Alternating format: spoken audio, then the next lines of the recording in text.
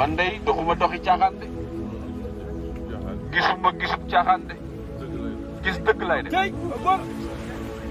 ndax li tax may gis dëgg mooy man sama xolay gis loolu moo tax man sama xol mooy gis yéen daal na ngeen ñu ñaanal rek ba liñ bëgg ci maam Cheikh Ibrahima Fall bëgg ko ci Cheikh Ahmadou Bamba lépp yàlla defal na ko sëriñ Fallou sëñ bi leen ñu ngi lay gërëm saa bu ñu déggee sa tur rek bég sëriñ Fallou saa yu ma déggee sa tur yow damay bég waaye bu ma déggee sa tur ne yaa ngi wax dara sëriñ Moustapha Bara nga ca wetam di ko jottali wala di ko doxal sama xol day sedd wallahi yàlla xam na ko jërëjëf. ñaanal leen mu gën a yàgg.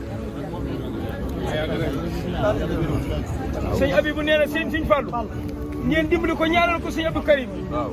di ñaan la yow moom. sëriñ Abibou nee na ngeen dimbali ko ñaanal ko sëriñ Abdou Karim ñaanal ko ko yàlla yàggal ko fi lool te wéral ko.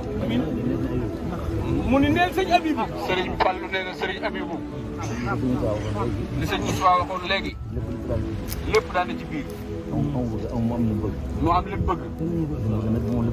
nee na li sëñ Moussa waxoon ne sëñ bi daa am lu mu bëgg la lépp a ngi ci biir. nee na loolu kenn mënu koo lim. fan bu gudd waa ngi ci. wér gaa ngi ci. yokk gaa ngi ci. ngërëmal sëñ Tuubaa ngi ci. lépp a ngi ci biir rek. kon daal sëñ bi daa am lu mu bëgg rek. ñaanal nu ñu tem rek. bañ jekku seen i digal. yàgg koo jëfe rek. barke yonent bi sallallahu alayhi wa sallam barke borom Tuubaa